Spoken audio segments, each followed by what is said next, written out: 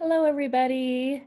Welcome to our webinar that is called Using Strategic Questioning as Formative Assessment.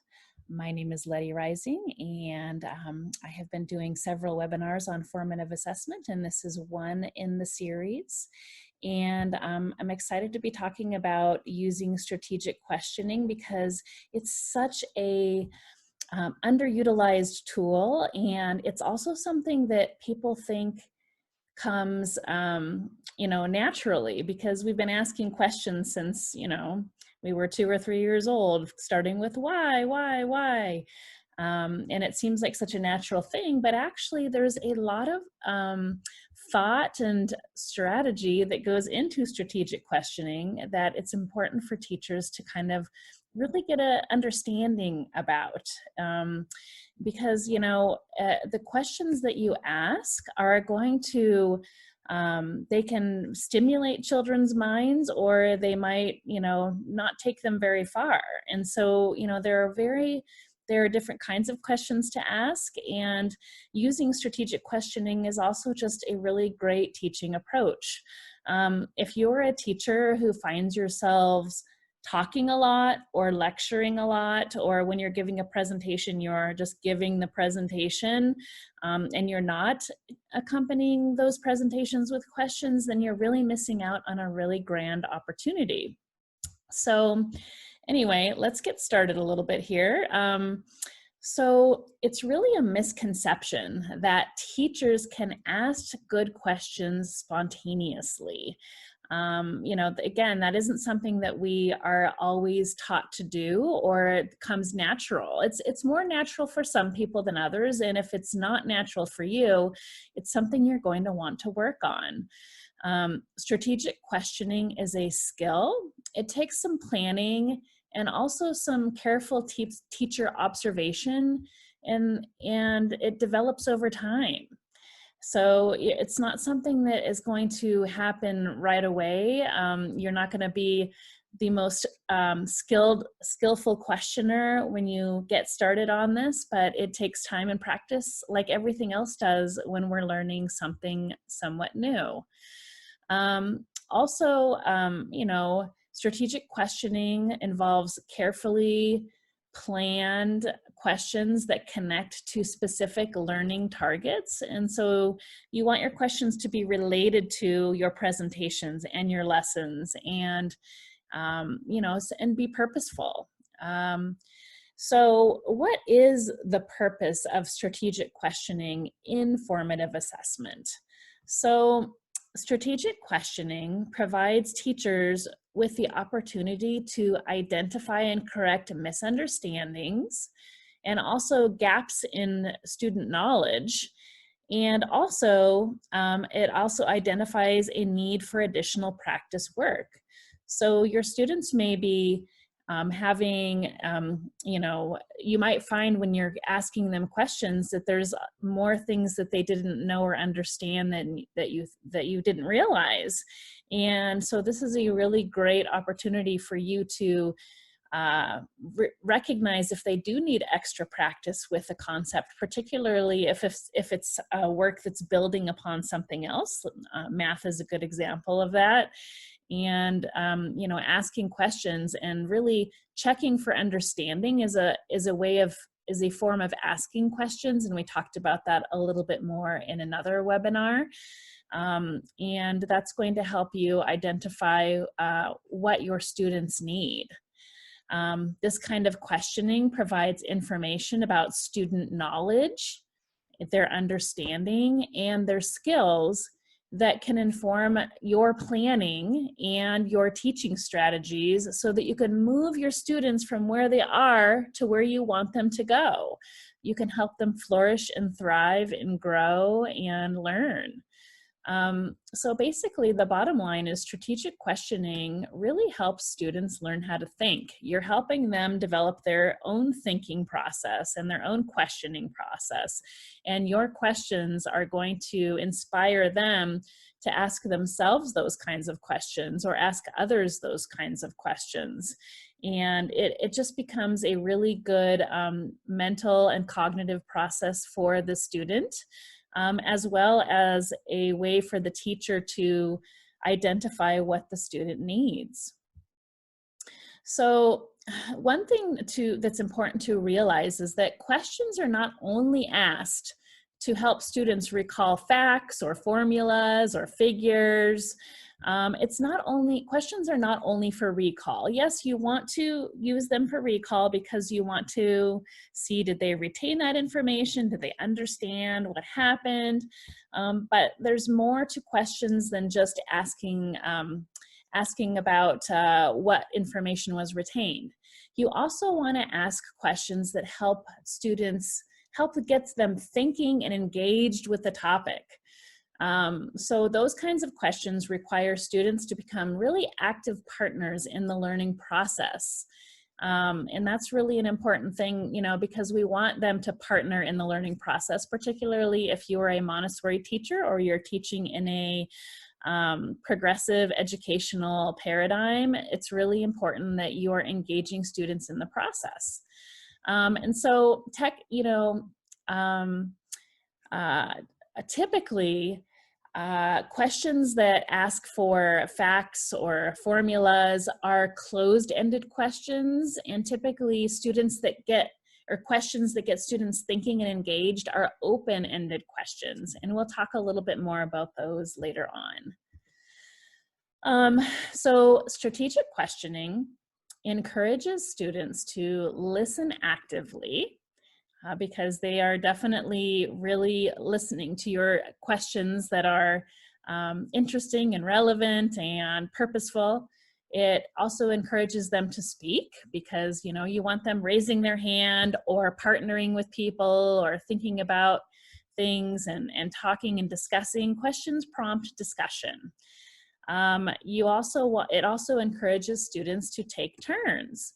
In a Montessori environment, we really are focused on teaching the elementary children grace and courtesy, and we are also teaching them about how to be social beings in the world and how to be a part of a community.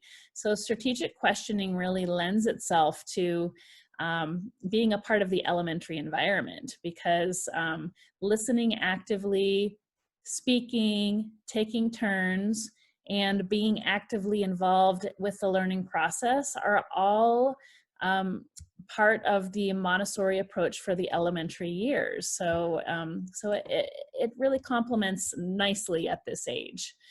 So let's talk a little bit about asking questions. So the asking of questions should be a very deliberate and planned activity. That doesn't mean that you can't have spontaneous questions. Obviously, spontaneous questions are wonderful and they often will take you in places you never imagined before, and you don't want to squelch spontaneity in the classroom at all. However, just like any other aspect in a Montessori classroom, you have your plan, and then that with that plan there is an allowance for spontaneity within the structure of the plan.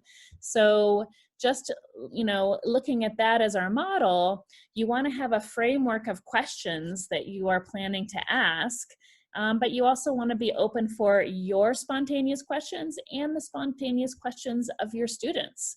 So you want to identify what the learning intention and the plan of the lesson is that you're delivering, and relate questions to those kinds of things. And that's going to help with the teaching and your teaching and learning strategies. So you want to make sure that your questions are fully aligned with the lesson that you're doing. If you are giving a lesson on the leaf and how the leaf makes its own food, you can ask, has anybody here ever wondered, how does a plant eat its food? Like, it can't walk around, it doesn't have feet, so how does the plant eat? So, that's a great question to sort of spark some interest and excitement in the lesson, and it's very intentional. And and before you give a lesson, you might want to think of 3 or 4 questions that you can ask, even at the very beginning.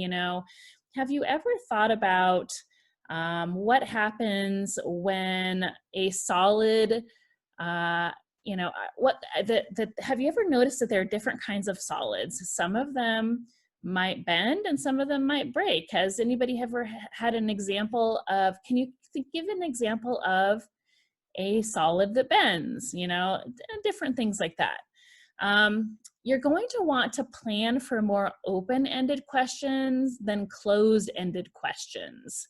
And you want, with the understanding that open-ended questions provide more opportunities for you to understand the thinking behind behind a response, or behind what a child's thought process is, and also more opportunities for the students to demonstrate their understanding.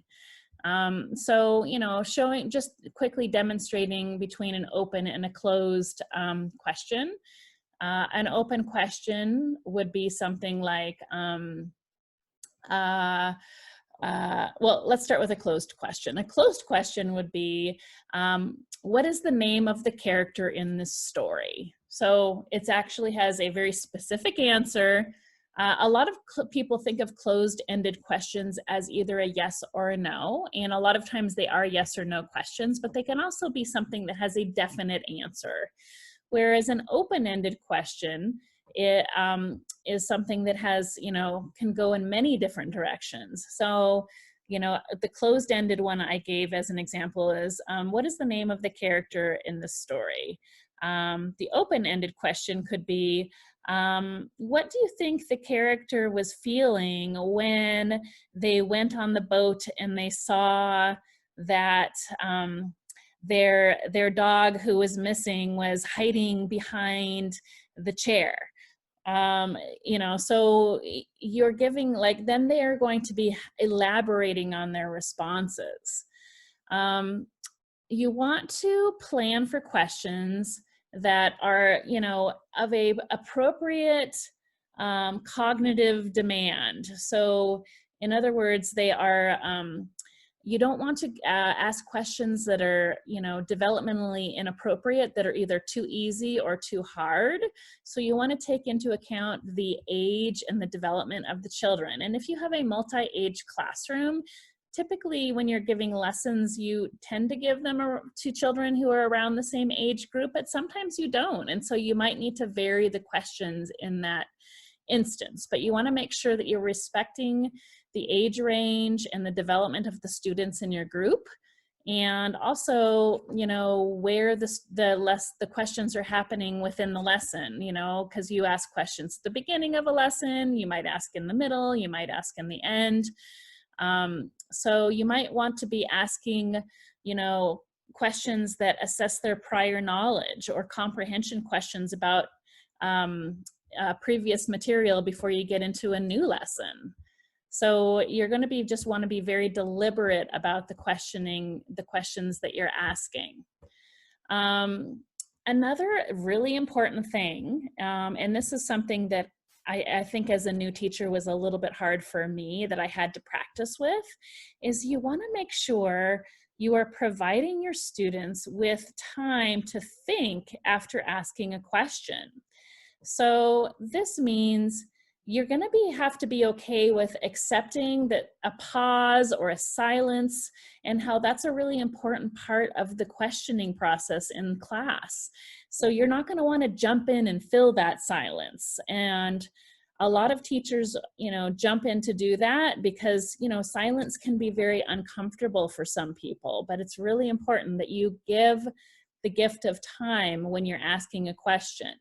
So, you know, students need time to reason and to consider their answers. And there has been a research study that shows that when there is a lapse of time between when the question is asked and when the answer is given, the answers dramatically increase in quality. Whereas if they jump in really quick, the answers may not be as high qualities. Where teachers wait for student responses, more students will participate in the answering as well. The responses are longer, they are more confident, and students will also more likely comment and respond to the questions and build upon each other's answers. So these are all really important things to keep in mind. And another thing to jump in to say is that, you know, resist the temptation of calling on the first person who puts their hand up or blurts out, and because you might set up a dynamic in the classroom where the loudest voices are the ones that are most heard. And you don't want the loudest, most dominant voices being the children who are answering the questions all the time, who are responding, because then it creates a very imbalanced classroom environment. And then the children who are more softer in their approach are going to sort of shrink back. And also, you know, some children prefer other people take the lead, and, you know, it's a very easy route for them to do that. So when you are giving the students time to think, you want to make sure that you are maybe counting to 3, counting to 5 inside your mind. You don't have to count out loud. And you are letting you're letting silence happen. And, you know, maybe you are not rewarding the child who's blurting out by responding to them and saying, you know, we're going to give everybody a few minutes to respond. And maybe you're going to, you know, not just take hands of people who are, raised hands. You're just going to call on people randomly in your group lesson. So, you know, make sure that you are giving that gift of time so that your quieter students can be more drawn out, and that your louder students learn also the gift of patience when they are, you know, sometimes people just get so excited they want to answer a question, and you want to make sure you're really careful with that so that you are creating equity in your classroom. So another important point to consider when you are thinking about strategic questioning in the classroom is that the effectiveness of questions really depends quite greatly on the teacher's receptiveness to the questions, or receptiveness to the responses to the questions, I should say. It could be receptiveness to the questions and the responses, actually. So a teacher's positive response to both correct answers and incorrect answers is really important. You are setting a huge tone in your classroom with your students when it comes to how you are responding to their interactions with you. And your questions are very crucial in this experience. So a receptive and listening attitude on the part of the teacher, that would be you, is conveyed through your facial expression. It is conveyed through your body language, and it is conveyed through your verbal responses. So you have to remember that the children are not just listening to your words when you are asking questions and when they are responding to questions. They are not just listening to your words. They are watching your body, and they are watching your facial expressions. And there are often times when what we are saying and what we are conveying with our body and our tone are two different messages. And it tends to be the unfortunate reality is that our words are actually not as important as the energy that we are putting forth when we are saying those words. So when a student responds to a question incorrectly, you know, they give the incorrect answer, you know, the last thing you want to do is go, or, you know, you have to really be careful in the way that you're responding, because you can demotivate your children very easily when you're trying to do this really great, exciting activity called strategic questioning with them. It could be very easy to demotivate them if you respond to them in ways that are not going to be well received. So, you know, what kinds of ways can you respond to wrong answers? So say you ask a question and somebody gives an answer that's incorrect. It's an incorrect information. You can instead of say, that's wrong, you don't have to say, no, that's not right.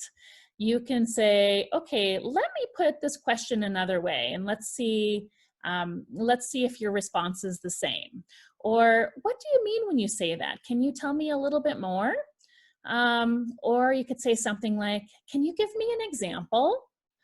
Or you could just really look at their thinking process. You know, how would this work? How would this work when in that situation? Or you could say something like, can you put that another way? I'm not sure if I'm feeling clear about what you're saying. So can you just explain it in a different way?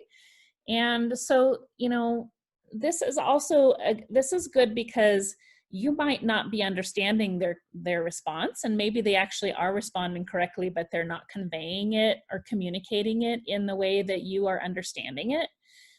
It's also a really great way to get a window into their thought process. And so you can really learn about a child's thinking through them explaining something that they don't quite understand. And so you can help them understand it better by hearing them explain it in a way that you see that they are incorrect, but maybe they are close, or maybe you see where they're incorrect and how you can lead them to the correct answer. So, you know, you can ask them questions, and you can also elicit, you know, you can go to other people in the group and ask them the questions too. You don't need to say that's not right or that's wrong. But before you go and jump into other people, oh, he got it wrong. Okay. Oh, anybody else have any thoughts around this? Really dig into that child's thinking and thought process first, and see if you can pull that information out of them before you move on. The strategic effectiveness of questioning is also enhanced by making sure that questions are evenly distributed among the learners in your small group or your large group. So you're going to want to really make sure that you aren't asking questions or letting students respond who are the dominant voices in the classroom, or maybe the boys. There have been studies that show that teachers tend to call on boys more than they call on girls. And that's, you know, maybe because they are shouting out a little bit more or blurting. So you want to make sure that questions are evenly distributed, that everybody has opportunities to answer questions, and that you are not just focusing on one small sliver of your group. You also are going to want to make sure to ask one question at a time. So a long string of questions, even if it's 2 or 3, can be very confusing, and usually they'll forget the first one or the second one, and they just might focus on the third one, and then they might get it, maybe they'll get all 3 or 4 questions jumbled into one, and, you know, confuse themselves even more, and you might be confused by their answer. So you want to make sure you ask one question at a time, and you're not just firing away question after question after question. Just really sit with one question at a time, unpack that question with the rest of your group, and really drill down into that question.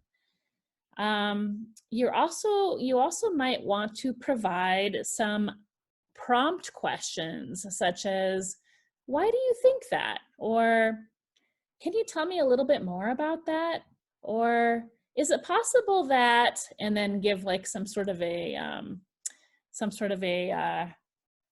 example, you know, is it possible that that this plant that lives in the desert could survive in colder regions? You know, I mean, you can ask them those things. So you want to pose just a few well-chosen questions that are more strategic as a strategy for assessment. And again, students will come up with their own questions and have some spontaneous questions that arise, and you really need to offer opportunity for that. But then, you know, as a teacher, you will understand that sometimes there will be sort of a group of children who have so many questions that you might want to say, you know what, I want to get to the lesson first, and then let's see if you have some questions after that. Because sometimes there's just a lot of questions at the outset, and because they want to just know everything that's happening ahead of time, but sometimes having a little element of surprise is good. So you don't have to answer a million questions. You can feel free to cut off the questioning when it's time, especially if you are going into a lesson that you think is going to answer a lot of their questions. So I want to review a little bit what we talked about a few slides ago about closed-ended questions versus open-ended questions. So closed-ended questions can be answered generally with a yes or a no, or they have a limited set of possible answers. So it could be A, B, or C. Is it, multiple choice questions on, standardized tests are considered closed-ended questions. They have a right or a wrong answer. It's either yes or no, or it's right or wrong. It's this or that. Open-ended questions are questions that allow someone to give a free-form answer. So they are expanding on their thinking. There often isn't a right or a wrong answer, though there could be, but there's just a lot of expanding on it. It's really about understanding their thought process. So when you are planning, you're going to want to need to decide the purpose of your questions and then select the most appropriate types of questions for that purpose.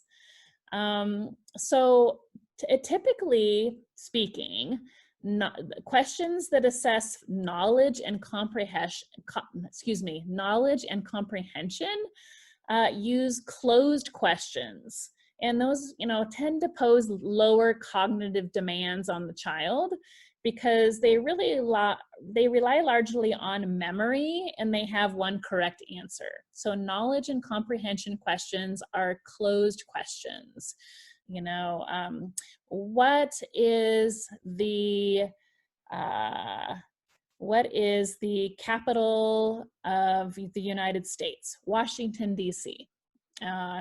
That's assessing knowledge and comprehension. And if you were to do an open-ended question, you could say, why do you think that Washington, D.C. was chosen as the capital of the United States? And then that would, lead to maybe an interesting discussion. Knowledge and comprehension questions tend to not lead to discussion. Closed questions don't, but open-ended questions tend to lead to more a discussion.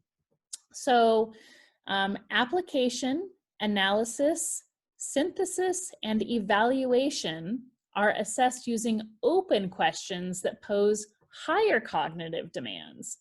They lead students to think for themselves, and they often have several correct answers.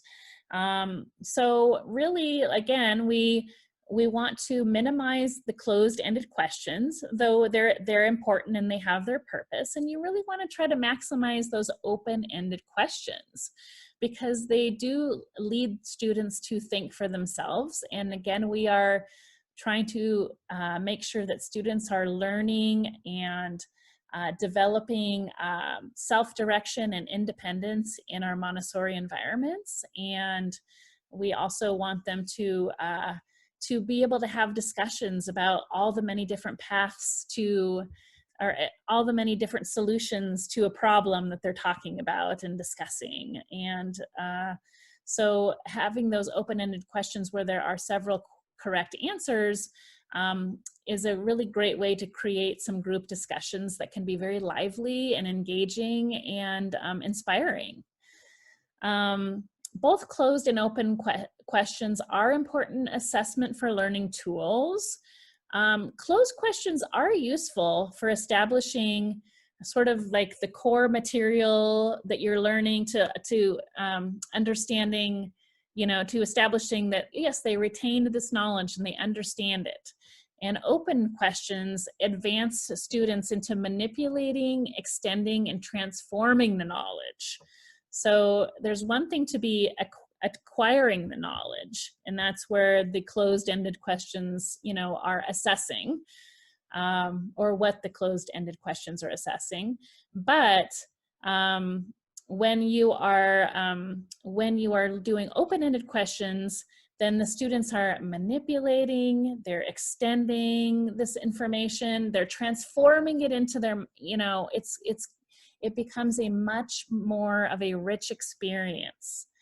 So if you rely only on closed questions, it's going to limit the amount of information that you're going to learn about your students. And it also fails to make a range of cognitive demands on your students, because it's, closed questions rely on memory, and memory isn't necessarily a high cognitive demand. It's definitely an important thing to have, but it's just really important to know that you really want to have a balance of those closed and open-ended questions. So let's talk about the whole questioning process throughout a lesson. There's just a lot going on.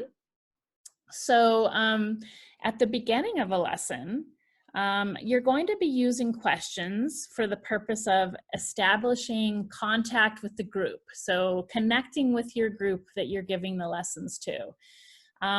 You're going to also use questions to focus their attention. Questioning can be a really great way to focus children's attention. You are also going to use questions to assess prior knowledge. So, what did we talk about when we were talking about adding fractions with different denominators last week? Can somebody show me an example of, what we did in that work? Or does anybody remember when we were talking about the fundamental needs of humans last week, and we talked about the different kinds of foods that people eat all over the world? So you're going to want to ask questions like that. And can anybody give me some example of different fundamental needs that we talked about on the fundamental needs charts? And okay, transportation, yes. Can you give me some examples of transportation that you can think of? So you can do that. You can also recap previous lessons. Remember when we talked about that humans all over the world have similar needs. They have needs for food, for clothing, for shelter. You can go into kind of recapping the lesson. And so all of this these questions are part of the purpose is to really gain their interest and their curiosity. So yeah, that's the beginning of a lesson. Those are the kinds of questions that you're going to want to ask right at the beginning. So during the lesson, you might want to ask questions in order to maintain interest and attention. Maybe you're giving I'm just going to use fundamental needs lesson as an example. You're giving the lesson and you're like, oh, Johnny, what do you see over here in my area, in the transportation area? What kinds of transportation things do you see? So you can kind of ask questions to sort of refocus people. You can also ask questions to assess understanding. You can ask questions to clarify. You can ask questions to reinforce a concept. You can ask questions to address difficulties. And you can ask questions to stimulate self-assessment and reflection. So all of that can happen during a lesson. Especially a lot of times teachers, particularly Montessori teachers, we have our presentations, and in our oral exams, we give our presentations, but we have an adult child who's sitting there being our child for us, and they're not going to interrupt our presentation. So there might be interruptions, and you could be the person who interrupts in the presentation too. If you see people kind of, I guess, fading off, or they seem like they are not understanding, you can jump in, you can stop your presentation and say, is everybody clear on what I'm talking about right here? Or, so what did I just say about the nomadic phase when we were talking about the 3 phases of history? And, so you can kind of stop and sort of assess that if you see that people don't seem like they are understanding what's going on. At the end of a lesson, you're going to be asking questions that will recap the main points of the lesson. They will prepare, you will ask questions that will prepare for the next lesson, and questions that will determine next steps after the lesson, such as follow-up work. And you're also going to ask questions that allow the expression of feelings, thoughts, and opinions. So for example, you gave the fundamental needs of humans lesson, and maybe you're going to be, okay, so we just had this amazing lesson and now we can do some follow-up work. Does anybody have any interesting ideas for follow-up work that they might be wanting to engage in? Here we have all these different areas. Which area are you interested in making a collage about, or writing a little short story about? We have food, clothing, shelter. Which one was your favorite one and why? Which was your favorite fundamental need to learn about today? And also, allowing, and part of it is, that goes along with allowing expressions of feelings, thoughts, and opinions. So if you ask them, which one was your favorite one? Or which one was your least favorite one?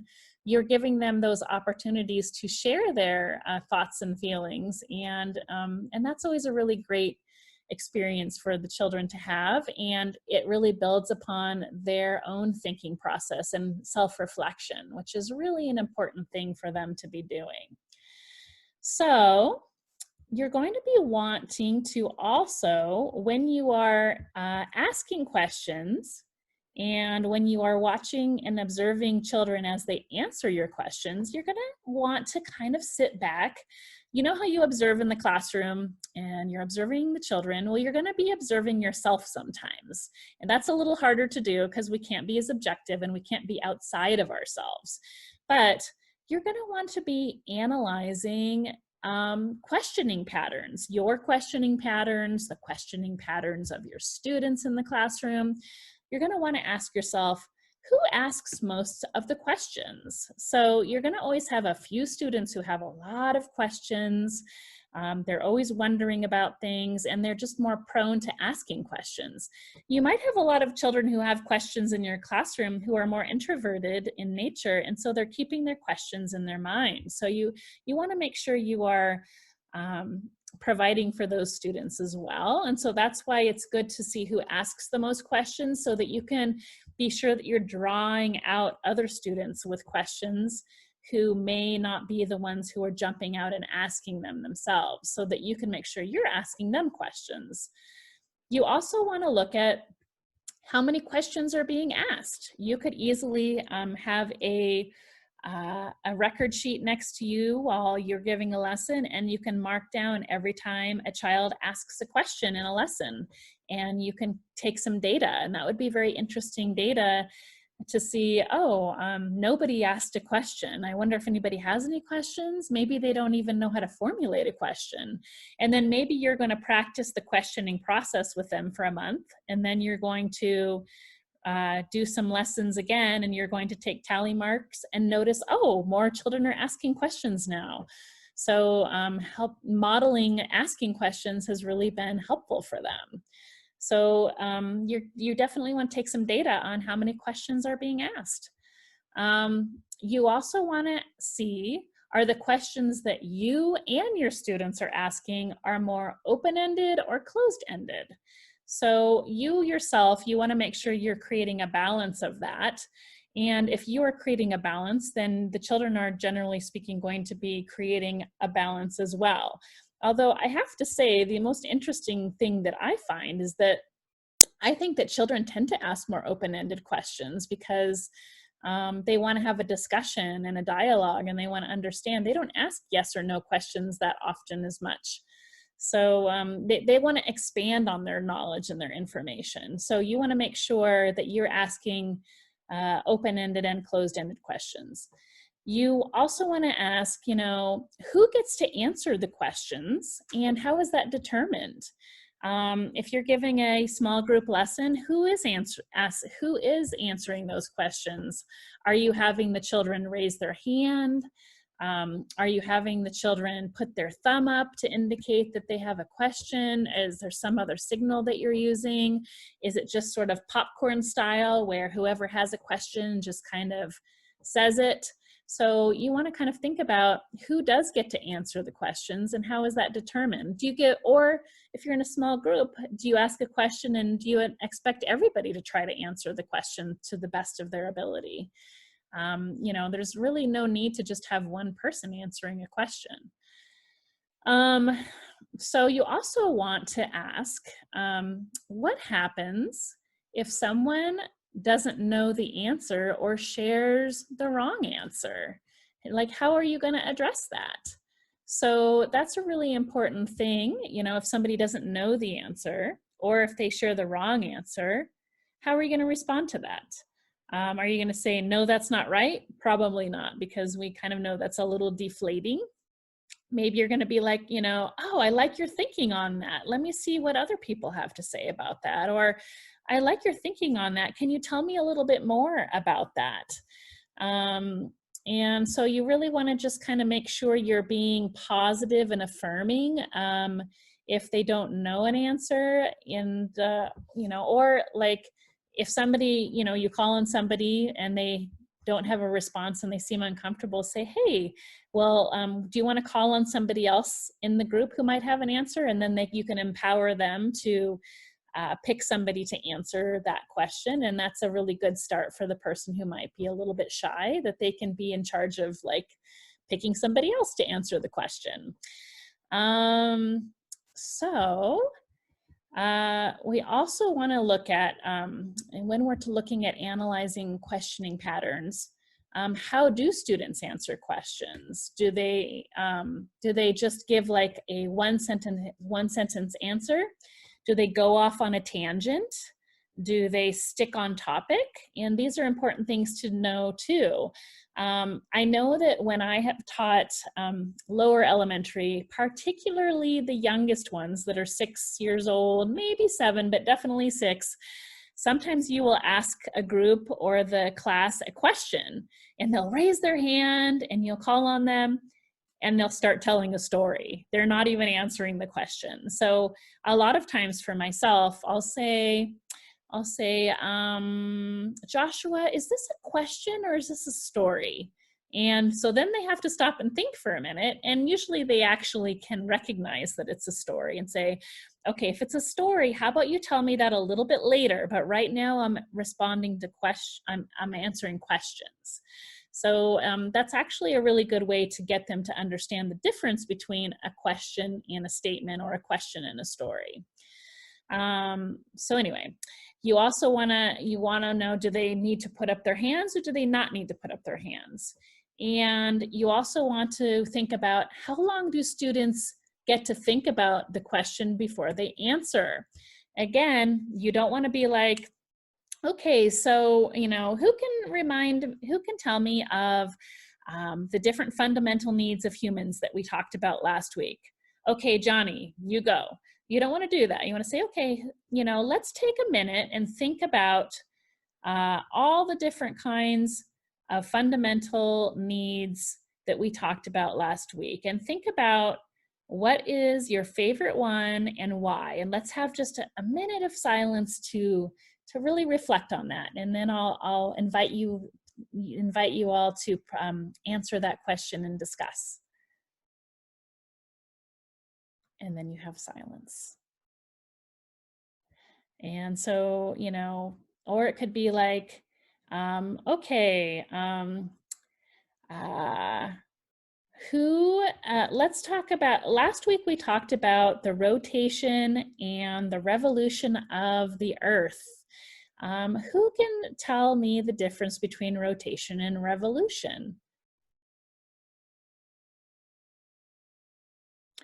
Okay, Joshua, how about you have a try? See, I left a little bit of a pause there, and that might feel uncomfortable at first, but it's really good for you to do that so that you can make sure that the first person or the quickest thinker isn't the person you're always calling on. You also want to ask yourself, Can students work with each other to get the answer? So sometimes it's really nice, actually often, if you have like a group lesson, is that you pair people off in partners and that they can talk with each other to answer the question. So you want to make sure that they can work with each other to get an answer, because it's really a lot more comfortable for some of the children who are more shy, or less, who are more reserved and may not be as comfortable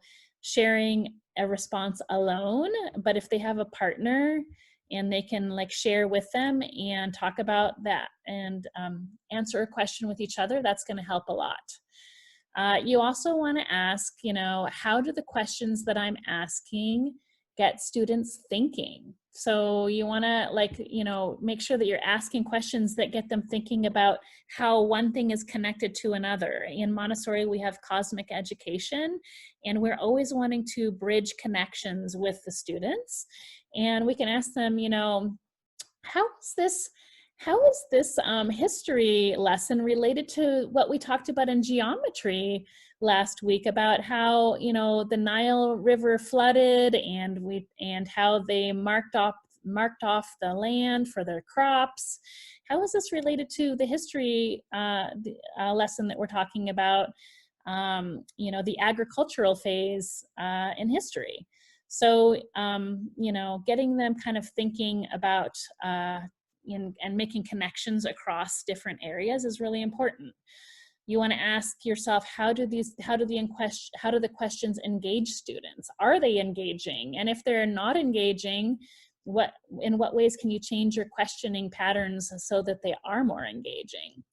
You also want to ask, how do these questions that I'm asking deepen the conversation? So the nice thing about questioning is you can ask a question and then there can be responses to that. And then you can build upon that with a series of other questions. And so those, the continued question along a thread of thinking or a topic can actually expand and deepen the conversation and expand their knowledge on things. So there's a difference between recall questions and deep thinking questions. So recall questions help students remember information. They ask them questions that recall events in a story, for example. And deep thinking questions guide the students to think for themselves. So, for example, why do they think a character responded in a certain way? This really parallels the idea of open versus closed questions, because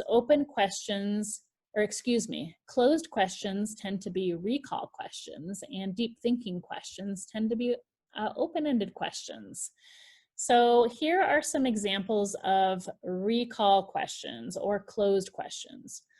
We'll just do recall. This is an example of recall questions.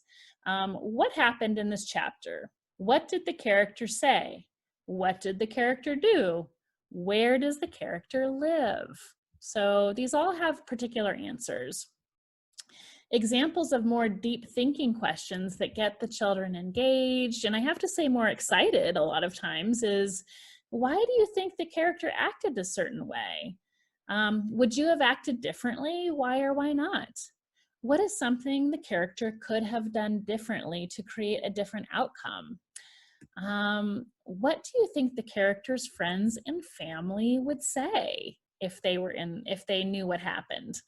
So, these are all kinds of, spurring them and inspiring them to use their own thinking. And this is often a very much more fun and exciting way to expand upon learning. So let's talk about a few general, simple, and straightforward questions that you can ask when you are working with the children in your classroom. I mean, because there's so many questions, and when you are starting to develop your bank of strategic questioning, you want to start simple, and you want to make sure that you are you know, you're not going to implement a new practice if you are overwhelmed and there's too many choices. It's kind of like when a child is new in the classroom, they have a few choices and then they slowly expand those choices once they have a handle on the few choices that are options for them at the beginning. So you can start easy. So some general, simple, straightforward questions that you can ask every day in almost every lesson are the following. What do you think? So that keeps us listening rather than telling. So instead of us lecturing, you say, what do you think about that? Another question is, why do you think that? So asking a child, why do you think that? Why do you think that is? Why do you think they did that? That gives them the experience of providing reasoning, and that's sort of beginning logic for them. They're providing reasons why, developing their understanding of how to explain things. Another question you can ask is, how do you know this? And so usually asking, how do you know this? They can say, well, I remember when I had this other lesson and I learned about, you know, the heating and the cooling of the earth. And now we're having this lesson on solids and liquids and gases. And I can see like how that's related to this. So, you know, asking, how do you know this, helps them make connections with ideas and thoughts to the things that they've experienced in the past or the lessons that they've had in the past. And so that's a really great thing to do. Another great question to ask is, can you tell me more about that?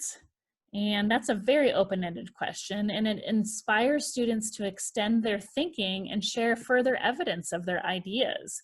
Because sometimes they might just give you a little quick pat answer. And if you want to have them extend something, say, can you tell me more about that? Can you tell me a little bit more about that? And then just leave a minute of silence, and don't feel like you have to jump in, fill the void, or be like, oh, okay, it seems like you don't have any other thoughts around that. Just wait a minute. Another question you're going to want to ask is, what questions do you still have?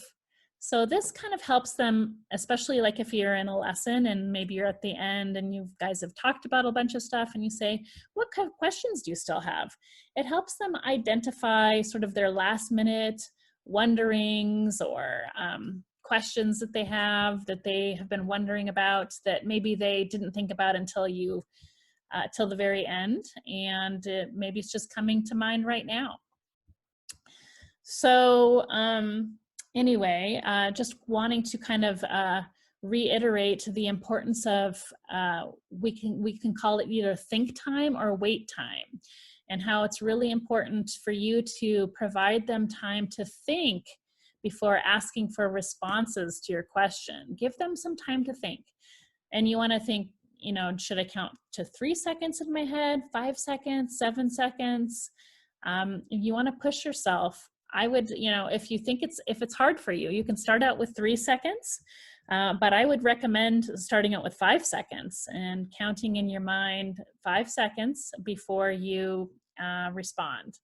And just push yourself to stay silent for a little bit longer while you give them time to think. So a really important thing that we touched upon a little bit earlier is the tone and the intention behind the questions that you ask. So you want to make sure that you are asking questions in a tone that does not sound like you are trying to quiz them, that you have an agenda, that you are interrogating them. So there's a difference between asking a question that sounds like a curiosity question versus asking a question that sounds like an interrogation. And a lot of that has to do with the tone.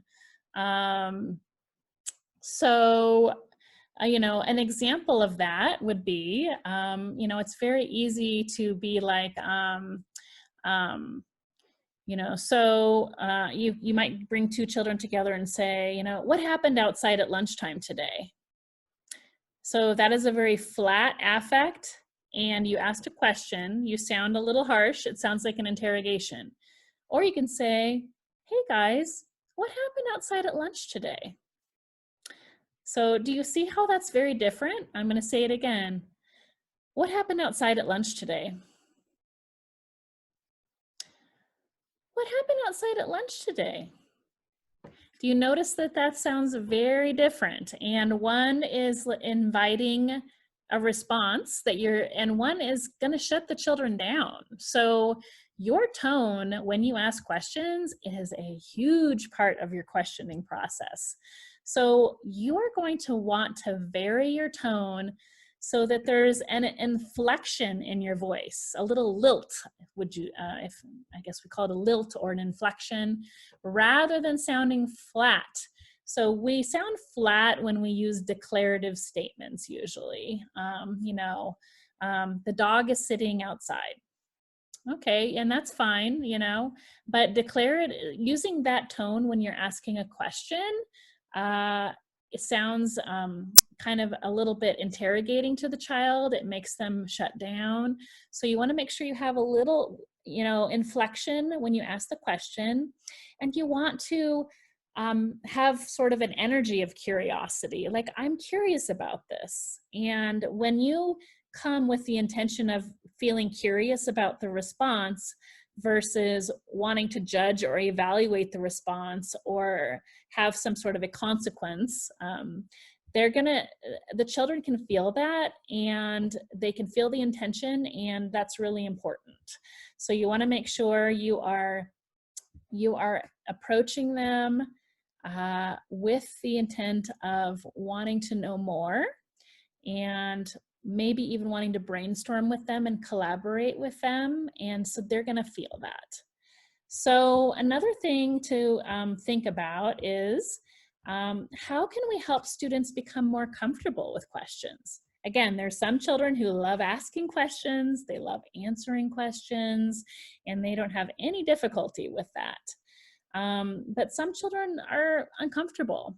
So, a structure that could work for you is to ask a question to the classroom and pause and let everybody have some think time and say, okay, I want you to turn to your neighbor next to you or your partner next to you and share your thoughts about this, share your answer with the person next to you. And then they can have this little share together, and that feels less intimidating than sharing to even a small group or definitely a large group. And then when they're done, you give them a minute to talk with each other. It'll be a little bit loud when they're doing that, but that's fine. And then you can invite people who want to share with the entire group. So that's like a really kind of a nice, easy way to get them to answer questions and share. So doing it with a partner and doing it is the easiest, and then in a small group setting, and then eventually people can be more comfortable in a large group setting. This gives them a chance to practice their responses before they share with an entire class. And so I know in our Montessori environments, a lot of times children are very excited to share presentations in front of the class that they've done. And so they're going to want to have some experience asking and answering questions before they are delivering presentations, because children will have questions to ask them that they'll need to respond to. And so this whole asking and answering question piece, you want to make sure that you are building that into your daily classroom experience for the children, so they have an experience being on both ends of that. So let's just share a few examples of some open-ended comprehension questions. I know we've talked a lot about open-ended questions, but I always want to give more rather than less. So, one thing that we can do is to amplify by saying, tell me a little bit more about that. A clarifying question would be, what do you mean when you say that? Do you hear do you hear my tone? Going back to when we were talking about tone, I could say, what do you mean when you say that? Or it could say, what do you mean when you say that? So do you see the difference? And the tone is going to make a huge difference in how they respond to you, or if they even want to respond to your questions. And an example of a paraphrasing or a summarizing question: tell me what happened in your own words.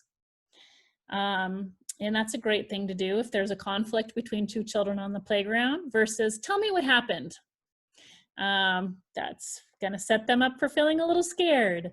Another example is a cause and effect question. Which happened first? Did that lead to something? Why? And what were the causes? Another kind of question would be a compare and contrast question. What do these two have in common? And how are they different? Another kind of a question is an example question. Can you give me an example of this? Another kind of a question is a definition question. So how would you define this? Another one is a characteristic question. What is a characteristic of this? And another kind of question is a qualification question. So when is this not true? Are there any exceptions to this? Qualification questions are really fun for elementary children because they're always looking for exceptions to the rule. So asking, when is this not true? Are there any exceptions to this? That invites them to really get excited about thinking and their thinking process. So I highly recommend throwing a few of those into your practice here and there. So let's just talk about a few tips when asking questions. We'll wrap up with a few important tips to keep in mind. So as I mentioned before, you want to ask one question at a time. You don't want to be jumping in and asking a million questions. You want to collect several answers to your question, even if the first student to your answer gives the perfect question or gives the perfect answer. So that's fine. Like maybe you are going to ask a question to your small group or to the whole classroom, and you ask the question and somebody responds, and then you can say, thank you. Does anybody else have anything to add to that? And then you can ask other people to respond as well. So you don't have to just, settle on one answer and then move on to another question. It's okay to invite multiple answers. And, not all students think at the same speed. So you really want to encourage those who were not the first one with their hand up to continue reflecting so that they have that opportunity. You want to let your students know that there are no bad questions. And yes, you can say that to them. There's no such thing as a wrong question or a bad question or a dumb question. You can say that all you want. But you're going to have to model that, and you're going to have to say what you mean and mean what you say. So if you are saying there are no bad questions, you're going to have to not be responding with your body language, or rolling your eyes, or, you just really want to be careful with that. So you're not only saying that there are no bad questions, you are conveying that with your body language as well. You want to make sure that your tone is appropriate so that it sounds like a curiosity question rather than a question that is interrogating. And another thing is to let them answer while sharing in pairs. And you can also have them write down the answer to the question. So, some children, you might want to, you might be in a small group or a large group and say, okay, here's my question that I have. And then you can ask the question, and then, what are the three phases of history that we talked about last week? And which one was the most interesting one to you? And I want you to write that down. So you can easily have them write down the answer to their questions as well. That's a little bit more of a practice in more of the older children. If you have young elementary children, verbal is probably the easier way to go. But It's a great practice to have them write down their answers and also write down questions that they have. Sometimes, you know, some children struggle and they blurt out and they want to be the first one answering because they are afraid they're going to forget their question, and it feels so important to them that they don't want to forget it. So giving them an opportunity to write their questions down so they can share it when it's a more appropriate time is another great strategy. So that concludes our webinar on using strategic questioning as formative assessment. And I hope that you got some great ideas that you can take back to your classroom and use with your children and your students, and that you also take some time to reflect as you are engaging in the questioning process with them on the kinds of questions that you are asking, the kinds of questions your students are asking, the tone that you're using, your body language. Are you allowing for thinking time and waiting time? Are you balancing closed-ended and open-ended questions? Are you making sure that questions are distributed evenly amongst the group and amongst the class so that everybody's getting opportunities to respond? I hope that you have a really great time asking questions and answering questions, and many times you can turn a lot of lessons into questions, and you can build upon question after question after question, and you will have deepened your presentation so much more than if you had just given a lecture and had them do a follow-up activity and went off somewhere and did it. So I hope you have a great time asking and answering questions, and thank you very much for joining me in this webinar.